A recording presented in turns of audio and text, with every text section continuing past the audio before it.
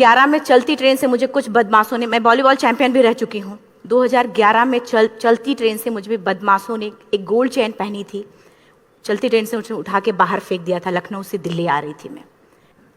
Compartment में बहुत सारे, जनरल कंपार्टमेंट था, बहुत सारे लोग थे, किसी ने मना नहीं किया। एक प्लेयर का जो स्पिरिट होता है वो अपने आप, जब कोई छीनने की कोशिश करता कुछ भी, वो देता नहीं है, तो मेरे में भी था। मैंने मना किया और उन्होंने मुझे चलती ट्रेन से, वो 4-5 थे, उन्होंने बाहर फेंका।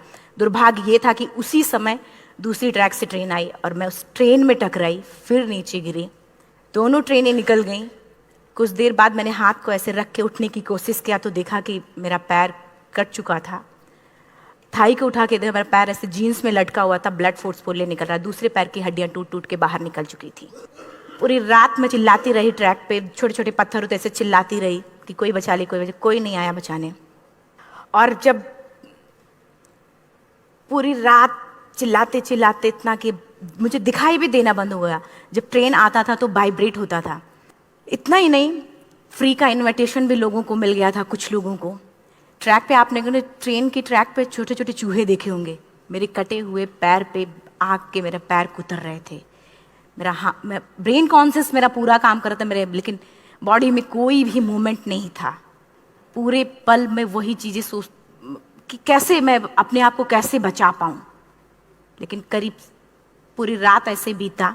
सुबह गांव वालों ने मुझे बरेली डिस्ट्रिक्ट हॉस्पिटल यूपी में है, वहाँ पे हुआ था ये। सुबह गांव वालों ने मुझे उठाया, डिस्ट्रिक्ट हॉस्पिटल ले जाके रखा, तो फार्मासिस्ट, डॉक्टर, सीएम, जितने लोग थे आपस में बातें कर रहे, अरे हमारे पास तो एनेस्थीसिया नहीं है, ब्लड नहीं है, इसका इलाज शुरू करें तो हम कैसे करें। मुझे भी नहीं दिखाई तो नहीं, लेकिन मेरा सुनाई दे रहा था सब कुछ वहाँ पे। कहाँ से हिम्मत आई मुझ में, मुझे भी नहीं पता। मैंने बोला वहाँ पे कि सर जब मेरा पूरा पैर कटा, तब मैंने इतनी देर रेलवे ट्रैक पे थी, मैं उस चीज़ को बर्दाश्त किया, तो अभी तो आप मेरे अच्छे के लिए मेरे पैर काटेंगे। शायद आपको यकीन नहीं होगा, या फिर कभी आप लोगों ने ये चीज़ नहीं देखी, कोई डॉक्टर या फार्मासिस्ट अपना ब्लड दे के किसी पेशेंट को बचाया। मेरी इस बात को सुनने के बाद वहाँ के डॉक्टर और फार्मासिस्ट दोनों ने एक एक यूनिट ब्लड दिया और मेरे पैर को बिना एनेस्थीसिया अलग कर दिया गया। आज भी मैं उस दर्द को महसूस करती हूँ। जब बोलती हूँ तब मैं वो चीज़ें महसूस करती हूँ। उसके बाद जब बात मीडिया में आई, लोगों को पता चला कि मैं नेशनल प्लेयर है, KGMC king George medical college Lucknow में एडमिट करा, लखनऊ से फिर sport minister, AIIMS trauma centre Delhi. तब तक सब ठीक ठाक चल रहा था, प्लेयर होने की वजह से अच्छा ट्रीटमेंट मिलना शुरू हुआ। करीब 4 महीने मैं एम्स में रही। एम्स में रहने के बाद जब मैं थोड़ा ठीक हुई, करीब 25 दिन बाद जब ठीक हुई, न्यूज़पेपर में गोल गोल लिख के आ रहे कि अरुणिमा के पास टिकट नहीं था, अरुणिमा ट्रेन से कूद गई। उसका खंडन किया घर वालों ने, फिर बोला कि अरुणिमा सुसाइड करने गई थी। जिस लड़की का शरीर का एक अंग कट चुका, पूरी जिंदगी का पता नहीं कि व्हील चेयर है, बैसाखी, या पता, यहाँ तक कि मेरे स्पाइन में 3 फ्रैक्चर था, मुझे ये भी नहीं पता था कि मैं बेड से उठ भी पाऊंगी कि नहीं। अंदाजा लगाया जा सकता, सिर्फ अंदाजा लगाया जा सकता है कि उसकी दिलो दिमाग पे क्या चल रहा होगा, उस परिवार की क्या स्थिति रही होगी, जब जिस परिवार की एक यंग एज लड़की का इस तरीके का सिचुएशन हुआ हो। फिर भी कहते हैं कि जहां चाह होती वहां राह मिली जाती है। एम्स के हॉस्पिटल के बेड पे मैंने डिसाइड किया, क्योंकि अपनी बातें हम चिल्ला चिल्ला के करें, वो सिस्टम की इतनी हाई लेवल की बातें हो रही थी कि हम एक मध्यम वर्गीय फैमिली से थे, हम अपनी बातें चिल्ला चिल्ला के कह रहे थे, लेकिन कोई नहीं सुन रहा था। लेकिन कहते हैं मैंने अपने दिल, दिमाग, अंतरात्मा से ये चीज सोच लिया कि ठीक है, आज आपका दिन है, जितना चाहो बोल लो, एक दिन तो मेरा दिन आने वाला, मैं प्रूफ कर दूंगी कि मैं क्या हूं, मैं क्या थी, ये मैं प्रूफ कर दूंगी। हॉस्पिटल के बेड पे डिसाइड किया वॉलीबॉल नहीं, लाइफ का सबसे टफ गेम करना है, तब मैंने माउंटेनिंग चुना। जब मैंने माउंटेनिंग कहने और करने में बहुत फर्क होता है। जब मैंने माउंटेनिंग की बात सोची और लोगों के सामने, सबसे बड़ी चीज थी सही गाइडेंस में ट्रेनिंग लेना, दूसरा स्पॉन्सरशिप। इतना बड़ा एक साथ तो मैंने 40 से 50 लाख मैंने वाकई में कभी नहीं देखे थे पहले। मेरे लिए बहुत बड़ी चीज थी वो इकट्ठा कर पाना। जब मैंने लोगों के सामने रखा कि मैं माउंटेनिंग करना चाहती हूँ, एवरेस्ट के लिए मुझे ट्राई करना है, हर किसी ने मुझे बोला कि क्या है, पागल हो चुकी हो क्या, तुम्हारा दिमाग खराब हो चुका, तुम कभी नहीं कर सकती माउंटेनिंग। एक पैर आर्टिफिशियल है, दूसरे में रॉड है, और तुम्हारा दिमाग खराब है, स्पाइन में भी फ्रैक्चर है, तुम पागल होगे, चुपचाप कोई नौकरी करो, जियो न्यापान करो। क्योंकि लोगों का सबसे बड़ा प्रॉब्लम ये होता, लोग फिजिकल देखते, पैरों को मेरी अंतरात्मा में क्या चल रहा था वो तो किसी को पता ही नहीं था। मुझे लगता है कि आज यहाँ पे मैं भी सुबह से देख रही हूँ, इतने अच्छी अच्छी चीजें मैंने सीखी यहाँ पे। बहुत बड़े बड़े स्पीकर को शायद आप लोगों ने भी सुना। आज मैं भी आपको यहाँ पे चाहे जितना मोटिवेट करूं, चाहे जितना चीजें मैं बताऊं, लेकिन मुझे लगता है सबसे बड़ा मोटिवेटर कौन होता? आप खुद। जिस दिन किसी भी लक्ष्य के प्रति आपकी अंतरात्मा जाग गई, आपको कोई नहीं रोक सकता उस लक्ष्य को पाने में। ये मैं किताब से बातें नहीं बोल रही हूं, ये मैं एक एक पल मैंने ये मैं कोई भी किताब की बातें नहीं, एक एक पल आज जो मेरा 26 साल का एक्सपीरियंस है वो मैं बता रही हूँ सिर्फ आपको। उसके बाद किसी तरीके से मैनेज किया मैंने। भाई साहब, मेरा परिवार मेरा बैकबोन था। परिवार ने मुझे, भाई साहब ने मुझे कहा कि मैडम बछेंद्री पाल जिन्होंने 1984 में एवरेस्ट समिट किया, उनसे मिलते हैं, वो जरूर कुछ ना कुछ करेंगे।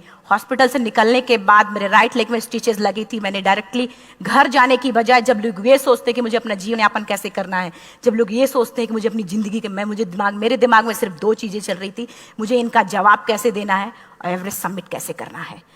फर्स्ट तुरंत गए बछेंद्री मैम के पास। जब मिले, मैम ने फर्स्ट टाइम जब मुझे देखा तो उन्होंने कहा, अरुणिमा, उनकी आंखों में आंसू आ गए। उन्होंने बोला, अरुणिमा, तूने ऐसी हालात में एवरेस्ट जैसे दुरूह पहाड़ के बारे में सोचा तो तूने अपने अंदर तो एवरेस्ट फतह कर लिया, अब तो सिर्फ लोगों के लिए। मेरे परिवार को छोड़ के बाहर की पहली ऐसी महिला थी जिन्होंने मुझ पे भरोसा किया था कि हाँ अरुणिमा, तुम कर सकती हो। मेरे लिए वही बहुत बड़ी चीज थी। प्लानिंग भी कर ली, मैम भी मिल गई, सब हो गया। लेकिन जब उतरते हैं फील्ड में तब पता चलता कि हम क्या हैं। रोड हेड से मैं पहुंच गई। मैडम ने कहा कि ठीक है, तुम्हारे कहने, तुम्हारे सोचने से कुछ नहीं होगा अरुणिमा, प्रूफ करो कि कर सकती हो। मैंने कहा बस एक मौका चाहिए मुझे। वाकई में जब मैं माउंटेन में पहुंची, रोड हेड से बेस कैंप लोगों को 2 मिनट लगता था, मुझे 3-3 घंटे लगते थे, क्योंकि मेरे राइट लेग की हड्डियां भी नहीं जुड़ी थी। लेफ्ट मेरा आर्टिफिशियल लग चुका था, लेकिन स्टंप एकदम रेड, उसका मतलब घाव एकदम नए थे। मैं अगर पैर रखती थी तो मेरे पैर से जोर से अगर दबा देती थी तो पैर से मेरे ब्लड आने लगता था। सारे लोग नॉर्मल थे वहां पे। हर कोई ये बोलता कि एक पीक के लिए जाते थे तो हर कोई मुझे ये बोलता कि अरुणिमा, तुम धीरे धीरे आओ। मेरे दिमाग में हर बार यही बात चलती थी कि क्या है, मैंने एवरेस्ट का प्लान किया, मैं इनके बराबर भी नहीं चल पा रही हूँ। खुद से संकल्प लिया कि कोई बात नहीं, एक दिन ऐसा आएगा कि मैं इनसे पहले जाऊंगी। और आपको शायद यकीन ना हो, आने वाले 8 महीने बाद पूरा का पूरा वेट उठा के बेस कैंप से साथ निकलते और टॉप पे पहले पहुंचते। ऐसे करके देखते थे कि अरे ये लोग तो पीछे। खुशी होती थी। उससे भी ज़्यादा मुझे खुशी तब होना शुरू हुआ जब वो सारे लोग आके मुझसे ये पूछते, मैडम खाते क्या हो, बता दो। पैर नहीं है फिर भी कैसे चलते हो। उसके बाद पूरा मुझे स्पॉन्सरशिप मिला। मैं जब एवरेस्ट के लिए गई, मेरे लिए सबसे बड़ा, एवरेस्ट की जर्नी में मेरे सबसे बड़ा चैलेंज यही था कि दूसरे को समझा पाना। मैं नहीं समझा पाती कि भाई मैं कर सकती हूँ। जब मैं एवरेस्ट के लिए, शेरपा को जब ये बात पता चला कि मेरा प्रोस्थेटिक लेग है, आर्टिफिशियल लेग है, दूसरे में रॉड, बोला नहीं ले जा सकता, इसकी वजह से तो मेरी भी जान जाएगी। मैडम ने, हमने सबने कन्विंस किया किसी तरीके से। मन वाकई में जो टीवी में हम और उसमें फोटोज में देखते हैं, ब्लू और ग्रीन आइस, हिला देने वाला होता। जितना सुंदर दिखता उतना ही हिला देने वाला होता। जब मैं हमारे ग्रुप में 6 लोग थे, रॉकी एरिया तक मैं सबसे पहले थी, लेकिन जैसे ही मैं ग्रीन और ब्लू आइस में गई, मेरा आर्टिफिशियल लेग स्लिप कर जाता था। फ्रंट पॉइंटिंग से, जब मैं फ्रंट क्रैम्पोन से फ्रंट पॉइंटिंग मारती थी, लेफ्ट से पेन होता था तब भी करते, लेकिन आर्टिफिशियल जैसे फ्रंट पॉइंटिंग मूव हो जाता, मेरा पैर ही मूव हो जाता था। शेरपा मुझे बोला नहीं हो सकता अरुणिमा, जबरदस्ती मत करो। मैंने कहा कुछ नहीं, ये मेरा पैर है, मैं जानती हूँ कैसे चलेगा। फाइनली 1, 2 बार, 3 बार करने, 4 बार, 5 बार होल हो जाता था। आइस थोड़ा टूट के निकलता था तो मैं वहां पैर रख के जाती थी। कैंप 3 तक ठीक था, प्रॉपर एक्लेमेटाइज किया अपने आप। कैंप 3 तक जनरली गए। बात जब कैंप 3 के ऊपर की होती है, साउथ कोल समिट, अच्छे माउंटेनियर, अच्छे दिलेर के हौसले धरे के धरे तब रह जाते हैं जब अपनी आंखों के सामने किसी को मरता देखता है। और दिमाग में बात, जब जिसको डिसीजन मेकिंग, और जब दिमाग में बातें जब ये आने लगती हैं कि अरे जिस चीज के लिए हम जा रहे हैं उसी चीज के लिए आदमी मर रहा है, इसी चीज के लोग लिए मर चुके हैं। रात में क्लाइंबिंग, ज्यादा से ज्यादा माउंटेनिंग रात में की जाती है क्योंकि वेदर शांत होता है। जब मैं रात में निकली साउथ कोल से, कैंप 4 से, मेरी हेडलाइट जिधर ही हेडलाइट जा रही थी उधर ही डेड बॉडीज मुझे नजर आ रही थी।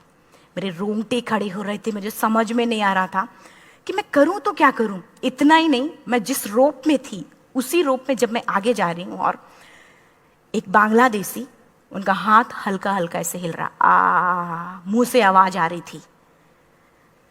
मैं एक्सप्लेन नहीं कर सकती मुझे कितना डर लग रहा था। बार बार ये बार बार मन में आती, इसका ऑक्सीजन खत्म हुआ है, ये मर चुका है लास्ट सिचुएशन में, और हम कुछ नहीं कर पा रहे हैं, क्या करें। उसके बाद मैंने 10 से 15 मिनट सिर्फ मैं वहां खड़ी रही।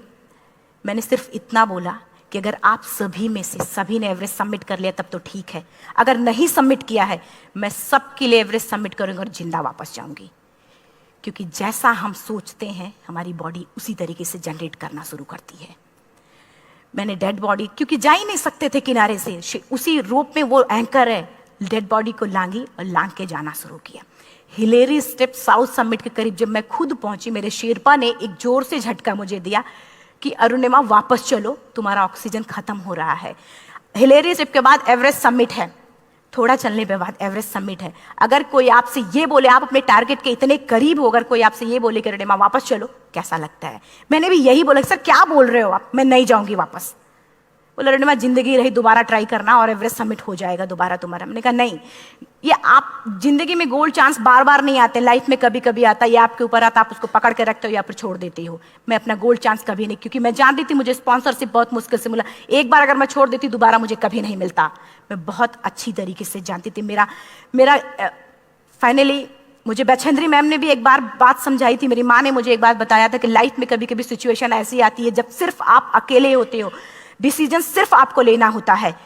जहां पे भी होना, खड़े होकर हल्का सा पीछे मुड़कर देखना और ये सोचना कि आप एक एक कदम चल के यहां तक पहुंचे हो, सिर्फ अपना एक कदम आगे बढ़ाना, तुम देखना कुछ देर बाद तुम टॉप पे होगी। मेरे दिमाग में उनकी बातें वीडियो की तरह चल रही थी और सिर्फ एवरेस्ट का टॉप चल रहा था। मैंने शेरपा को पहले कन्विंस करने की कोशिश की कि भाई चल, कुछ नहीं होगा भाई चल। फाइनली जब वो नहीं माना, मैंने एक कदम आगे बढ़ाया, डिसीजन लिया कि नहीं, जाना ही जाना है। आगे बढ़े, करीब 1 से 1.5 घंटे बाद मैं टॉप पे थी। और इतना ही नहीं, आज भी मैं जितनी बार बोलती हूं उतनी बार मैं महसूस करती हूं, मेरे रोंगटे खड़े हो जाते हैं, मेरा दोनों हाथ ऊपर करके जोर जोर चिल्लाने का मन कर रहा, कितनी जोर से चिल्लाऊं कि सबको बता दूं कि आज मैं टॉप ऑफ द वर्ल्ड पे हूं। उन लोगों को बता दूं जो लोग ये सोचते हैं, लड़की, दूसरे विकलांग, तीसरे मिडिल क्लास में, जो लोग एक बार हार के फिर दोबारा लड़ना नहीं चाहते, जो लोग हारने के बाद सोचते हैं कि हम दोबारा कुछ कर नहीं सकते, उन लोगों को मैं चिल्ला चिल्ला के टॉप से बताना चाहती थी कि नहीं, आप सब कुछ कर सकते हो। सिर्फ एक सोच की विकलांगता, हैंडीकैप आदमी यहां से होता है, यहां से नहीं। अगर यहां से जो आदमी विकलांग है तो नॉर्मल आदमी भी विकलांग है, जो अगर यहां से विकलांग है। चिल्ला चिल्ला के मैं बताना चाहती थी। मैंने शेरपा से कहा कि आप एक फोटो खींच लो, क्योंकि सारे लोग फोटो, अपना नेशनल फ्लैग का जो वैल्यू होती है ना, वो जो हम कहीं बाहर होते हैं तो पता चलता है। मुझे भी बहुत खुशी हो रही थी, फ्लैग को हग किया और बोला फोटो खींचो। बोला पागल हो गई है, तेरा ऑक्सीजन कभी भी खत्म हो जाएगा, नीचे चल। नहीं, फोटो खींच लूं। फोटो खींचा उसने। वो तो अगली बार इतना तेज गुस्सा हुआ, मैंने उसको बोला कि भाई वीडियो भी बना ले। 8848 की हाइट पे ऑक्सीजन खत्म हो रहा है, आज हम भी हंस रहे हैं आप लोगों के साथ क्योंकि यहाँ पूरा ऑक्सीजन है। और 8848 की हाइट पे जब मुझे शेरपा, कोई भी शेरपा को बोलेगा भाई वीडियो बना, तो परेशान हो जाएगा, पागल हो चुकी क्या, तुम मर जा, यहाँ मैं जा रहा हूँ नीचे। मैंने कहा नहीं, कुछ नहीं होगा, आप बनाओ वीडियो। किसी तरीके से मन में 4-5 पेयर बैटरी रख के लेके गई कि डिस्पोजल कैमरा, एक अलग कैमरा, कि मतलब एक नहीं काम करेगा तो दूसरा करेगा, प्रॉपर प्लानिंग से। शायद आप लोग भी सोचो कि वाकई में लड़की को इतना बड़ा रिस्क लेने की क्या जरूरत थी, कि जिंदगी कभी भी जा सकती थी इसकी। लेकिन मैंने वो रिस्क लिया क्यों? क्योंकि मैं चाहती थी, कहीं ना कहीं से मेरे भी दिमाग में ये बात आ चुका था कि मैं जिंदा वापस ना जाऊं। मैं चाहती थी कि अगर मैं जिंदा ना जाऊं तो ये वीडियो मेरे इंडिया, शेरपा से मैंने यही बात बोली, ये वीडियो अगर मैं जिंदा नहीं जाती, ये वीडियो मेरे इंडिया पहुंचा देना, मेरे यूथ तक चला जाएगा। क्योंकि मैं चाहती थी कि 11 अप्रैल 2011 को मेरा एक्सीडेंट हुआ, 21 मई 2013 10:55 पे मैं टॉप ऑफ द वर्ल्ड पे थी। ऑलमोस्ट 1 से 2 साल के अंदर कैसे कैसे? यहाँ से मैंने ये चीज, मैंने कभी भी कामयाब होने के, मेरी वो जिंदगी बन चुकी थी, मेरा जुनून बन चुका था, मेरा पैशन बन, मेरा जिद बन चुका था। वो मेरा सोते उठते बैठते सिर्फ मुझे एवरेस्ट दिखाई जाए। और मुझे लगता है किसी को भी अगर अपना लक्ष्य पाना है, यहां से अगर वो पागलपन जब तक नहीं आएगा तब तक नहीं होगा। वो फाइनली उसने वीडियो बनाया, बोल रहा फटाफट अरुणिमा नीचे भागो। जब मैं टॉप पे थी तो कुछ लोग और भी थे, लेकिन 10:55 पे मैंने एवरेस्ट समिट, 11 बजे के बाद अगर कोई अटैम्प्ट करने की कोशिश करता है तो उसको सुसाइड अटैम्प्ट बोलते हैं। जैसे ही मैं नीचे चलना शुरू की, मैंने कहा भाई हाँ चल नीचे चलते हैं। ज़्यादा से ज़्यादा मौतें नीचे आते वक्त होती हैं एवरेस्ट पे। जब मैं नीचे आ रही हूँ, थोड़ा दूर ही मैं नीचे चली थी, मेरा ऑक्सीजन पूरी तरीके से खत्म। सिर्फ अंदाजा लगाया सकता कि जब ऑक्सीजन खत्म हुआ क्या परिस्थिति रही होगी। मैं ऐसे नीचे गिर गई और शेरपा मुझे बोल रहा कि अरुणिमा मुझे यकीन नहीं था कि तू एवरेस्ट सबमिट कर पाएगी, लेकिन फिर भी तूने किया। मैं चाहता हूँ कि अरुणिमा जिंदा चल, तू वापस उठ, खड़ी हो। मुझे खड़ा करने की वो कोशिश कर रहा था बार बार, मैं खड़ी नहीं हो पा रही थी, वाकई में दम ही नहीं था। लेकिन फिर भी कहते हैं कि जैसे हमारे नियम होते हैं वैसे ऊपर वाले के भी नियम है। उसकी लिस्ट में जब मेरा नाम नहीं है तो वो मुझे नहीं ले जा सकता। अगर दूसरी चीज, मेरा कॉन्सेप्ट एकदम क्लियर हो चुका था। जब रेलवे ट्रैक पे मैं थी, रेलवे ट्रैक पे 7 घंटे में पड़ी थी, 49 ट्रेन अप डाउन हुई थी, तो मेरा कॉन्सेप्ट एकदम क्लियर हो चुका था। इसका मतलब है कि ऊपर वाले ने अगर मुझे कुछ बचाया है तो कुछ ना कुछ इतिहास रचने के लिए बचाया है। मैंने पॉजिटिव तरीके से सोचा। और उसी समय एक ब्रिटिश क्लाइंबर नीचे से ऊपर आ रहा था और उसके पास 2 ऑक्सीजन, तो उसने एक को वहीं फेंका और दूसरे को लेके नीचे जाना शुरू किया क्योंकि वेदर खराब था। मेरा शेरपा मुझे एंकर किया और जाने लगा नीचे, और वो फटाफट उसको लेके आए, मुझे लगाया। उसने बोला अरुणिमा तू बहुत लकी है कि तुझे यहाँ पे ऑक्सीजन मिला है। वाकई में ऊपर वाला भी चाहता है कि तू जिंदा रहे। वो मुझे बार बार लकी लकी बोल रहा था। शायद आप लोग में से भी कोई होगा कि जो लक और भाग्य जैसी चीज़ों पे भी यकीन करता हो, या पता नहीं भी। मैं किसी की भावनाओं को ठेस नहीं पहुंचाना चाहते, लेकिन मैं किसी भी चीज़ों पे भरोसा नहीं करती, क्योंकि मेरा मानना है कि लक भी उसी का साथ देता है जिसके अंदर जीतने का जज्बा है। अगर आपके अंदर जीतने का जज्बा नहीं है, चारों तरफ सिर्फ बहाने होते हैं, सिर्फ बहाने, इतना सारा एक्सक्यूज होता है। शायद मैं भी अगर वापस आ गई होती तो मैं बोल देती मेरा ऑक्सीजन खत्म है, कोई मुझसे पूछने ना, बचेंद्री मन ना मेरा परिवार, कोई भी मुझसे मुझे पूछने नहीं आता। लेकिन क्या कभी मैं अपने आप को समझा पाती? कभी नहीं।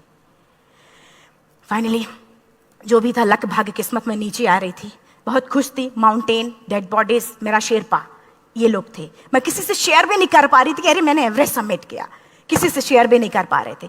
फटाफट मैंने नीचे हील मार मार के, हमारे से हील मार मार के नीचे आ रहे थे।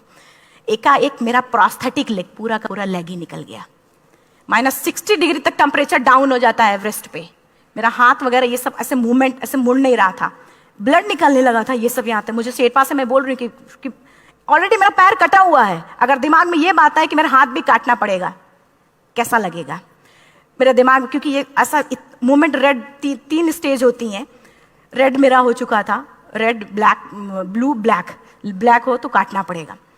तो बार बार मैं बोल रही हूँ शेरपा से कि भाई हाथ मेरा कुछ हो रहा है, इसमें मूवमेंट नहीं हो रहा है, यहाँ सबसे ब्लड हो रहा। बोला अरुणिमा कुछ नहीं, जितना नीचे जाएंगे उतना अच्छा होगा। प्रोस्थेटिक लेग मेरा निकल चुका है, मैं रुकी हूँ, मेरा ऑक्सीजन चल रहा, बड़े मुश्किल से लक भाग्य किस्मत जो भी था मुझे मिला था। शेरपा मेरे आगे है, लास्ट मोमेंट तक वो मुझे बोलेगा, अगर वो मैं नहीं चलती वो मुझे छोड़ के चला जाए। गलती उसकी भी नहीं होती, क्योंकि वो क्या करे क्लाइंबर की वजह से, या तो अपनी जान वो भी दी, गलती उसकी भी नहीं है। लास्ट में मेरी आंखों से आंसू निकलने लगा। मैंने सोचा क्या करूं अब, रोने अपने आप आंसू ने कहीं ना कहीं से आ ही जाता है। दूसरे पल मुझे समझ में आ गया कि रोने धोने से कुछ नहीं होगा। मैंने आंसू को पोंछा और रोप, जो मेरी रोप थी, रोप को पकड़ा, दूसरे हाथ से आर्टिफिशियल लेग को, पैर को घसीट घसीट के चलना शुरू हो गया, क्योंकि मेरे पास यही था। ये तो दूसरा था, गिव अप कर दो ही चीज थी। पैर को घसीट घसीट चलना शुरू हुआ। कुछ दूर नीचे चलने के आने के बाद रॉक था, उसमें घुसे, पैर को खोला, सही किया, फिर नीचे चला। Camp 4 to summit to camp 4 3500 feet है, और इसमें टोटल जनरली लोग 16 से 17 घंटे में सबमिट कर लेते हैं। मुझे टोटल 28 घंटे लगे थे। हर माउंटेनियर, चाहे बाहर का या फिर इंडिया का, हर किसी ने ये मान लिया था कि अरुणिमा जिंदा वापस नहीं आएंगी। हर किसी ने ये चीज़ मान लिया था। लेकिन मुझे लगता, जब मैं वापस साउथ पोल पहुंची, जब मैं टेंट का जिप खोला, मैंने हर किसी ने कहा कि अरे तू यहाँ है, हम तो सब सोच लिए थे तू चली गई। हर किसी ने ये बोला था। फिर सब खुशी मना रहे थे हम सब।